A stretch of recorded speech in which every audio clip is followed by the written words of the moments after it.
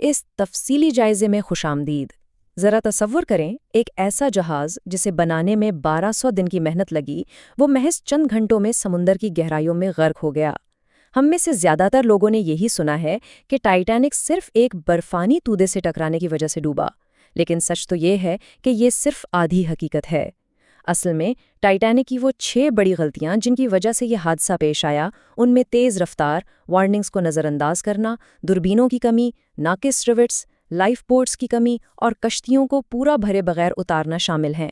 اس واقعے کو ایک ماہرانہ اور حقیقت پسندانہ انسانی انداز میں دیکھیں تو پتہ چلتا ہے کہ یہ قدرتی آفت سے زیادہ انسانی غلطیوں کے تسلسل کا نتیجہ تھا۔ کبھی نہ ڈوبنے والا جہاز، یہ صرف ایک اشتہاری نعرہ نہیں تھا، بلکہ اسے بنانے والی کمپنی ہارلینڈ اینڈ ولف اور اسے چلانے والی وائٹ سٹار لائن کے بے پناہ غرور کی عکاسی تھا۔ اپریل 1912 میں اپنے پہلے سفر سے قبل اسے دنیا بھر کے سامنے ایک ایسے ناقابل تسخیر عجوبے کے طور پر پیش کیا گیا جسے کوئی چیز نہیں ڈبو سکتی تھی۔ حالانکہ ان کمپنیوں کو جہاز سازی کا وسیع تجربہ تھا، مگر یہی حد سے زیادہ اعتماد ان کی سب سے بڑی کمزوری بن گیا۔ اور اگر ہم اس جہاز پر موجود دولت کی بات کریں تو وہ بھی دنگ کر دینے والی تھی۔ کیا اندازہ ہے کہ اس دور میں فرسٹ کلاس کی ایک ٹکٹ کی قیمت کیا تھی؟ $150، جو آج کے حساب سے تقریباً 3,40,000 روپے بنتے ہیں۔ یعنی دنیا کے امیر ترین افراد اس پر سوار تھے۔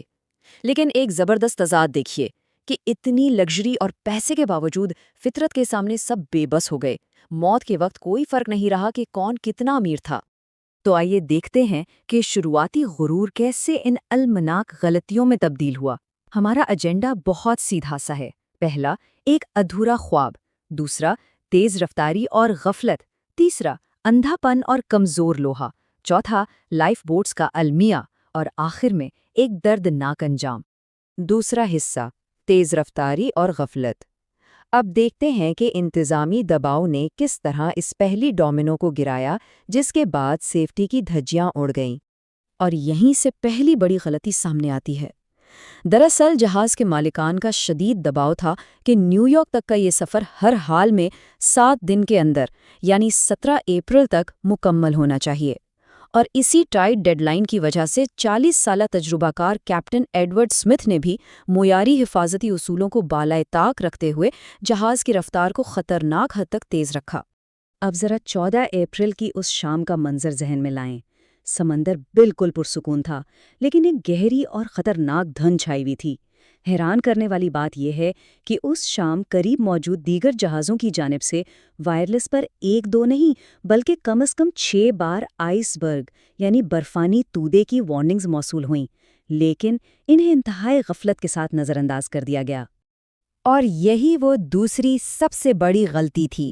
جہاز کا وائرلیس عملہ اس وقت فرسٹ کلاس کے VIP مسافروں کے غیر ضروری اور ذاتی پیغامات بھیجنے میں اس قدر مصروف تھا کہ انہوں نے آئس برگ کی ان زندگی اور موت والی انتہائی اہم وارننگز کو کیپٹن کے برج تک پہنچانا ضروری ہی نہیں سمجھا۔ یہ ایک ایسی لاپرواہی تھی جس کی قیمت بہت بھاری پڑنے والی تھی۔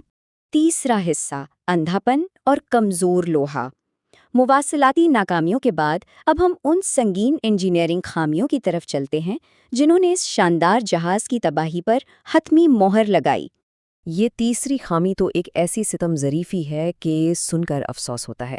جہاز کے پہرے دار مکمل طور پر چوکنا تھے اور اپنی ڈیوٹی دے رہے تھے، لیکن وہ فٹ بال کے میدان جتنے بڑے آئس برگ کو بھی وقت پر نہیں دیکھ سکے۔ وجہ کیا تھی؟ دور سے دیکھنے کے لیے ان کے پاس ایک انتہائی عام سی چیز یعنی دوربین سرے سے موجود ہی نہیں تھی۔ دنیا کا مہنگا ترین جہاز اور دوربین غائب۔ چوتھی خامی براہ راست جہاز کی تعمیر سے جڑی ہے۔ کاسٹ آئرن یعنی ڈھلواں لوہا۔ جہاز کی بڑی بڑی سٹیل کی پلیٹس کو جوڑنے کے لیے اعلیٰ معیار کے سٹیل کی بجائے ان کاسٹ آئرن کے ریوٹس کا استعمال کیا گیا۔ چونکہ کاسٹ آئرن سٹیل سے نرم ہوتا ہے، اس لیے جب جہاز آئس برگ سے ٹکرایا تو پانی کے شدید دباؤ کے باعث یہ ریوٹس بآسانی کھلتے چلے گئے۔ اس خوفناک ٹکراؤ کے بعد کے مراحل دیکھیے۔ جہاز کا ڈیزائن ایسا بنایا گیا تھا کہ اگر اس کی نچلی 3 منزلوں میں مکمل پانی بھر بھی جاتا تب بھی یہ کبھی نہ ڈوبتا، لیکن ریوٹس ٹوٹنے کی وجہ سے پانی تیزی سے چوتھی منزل تک جا پہنچا، اور جیسے ہی یہ ہوا اس عظیم جہاز کا بچنا بالکل ناممکن ہو گیا۔ چوتھا حصہ، لائف بوٹس کا المیہ۔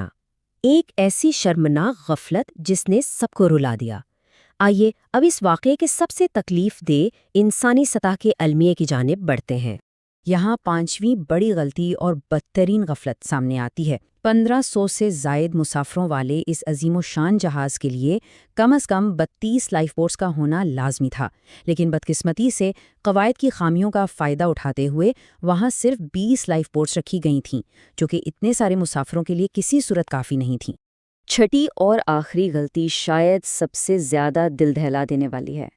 رات 12:45 پر جب لائف بوٹس کو سمندر میں اتارا جانے لگا تو افراتفری میں انہیں پورا بھرے بغیر ہی روانہ کر دیا گیا، اور اس سے بھی بڑا المیہ یہ تھا کہ زیادہ سے زیادہ جانیں بچانے کے بجائے امیر ترین فرسٹ کلاس مسافروں کو ترجیح دی گئی۔ یہ ایک انتہائی غیر منصفانہ فیصلہ تھا۔ 5واں اور آخری حصہ، ایک دردناک انجام۔ اب ہم ان آخری لمحات کی طرف چلتے ہیں تاکہ اس واقعے کی سنگینی کا گہرائی سے جائزہ لیا جا سکے۔ -2 ڈگری سینٹی گریڈ، یہ وہ بے رحم اور کڑوی حقیقت تھی جس کا سامنا مسافروں کو اس اندھیرے کھلے سمندر میں تھا۔ اس قدر جما دینے والے پانی میں کسی بھی انسان کے لیے زندہ رہنے کی حد محض 30 منٹ تھی۔ اس کے بعد جسم مکمل طور پر ہار مان لیتا ہے۔ وہ آخری لمحات انتہائی خوفناک تھے۔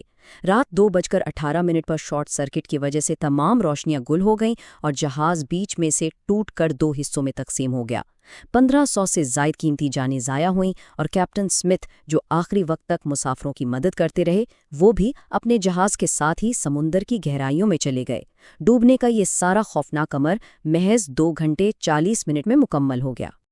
ان تمام حقائق کو جاننے کے بعد اب ہمارے ذہنوں میں یہ سوال ضرور ابھرتا ہے کہ کیا اصل المیہ واقعی وہ برفانی تودہ تھا یا انسانی غرور؟ یہ سوچنے کا مقام ہے کہ صرف ایک قدرتی آفت نے نہیں بلکہ انسان کی ان پے در پے 6 غلطیوں کے تسلسل نے اس کبھی نہ ڈوبنے والے جہاز کو ہمیشہ کے لیے سمندر برد کر دیا۔ اس واقعے نے تاریخ میں ایک ایسا سبق چھوڑا ہے جسے شاید کبھی فراموش نہیں کیا جا سکتا۔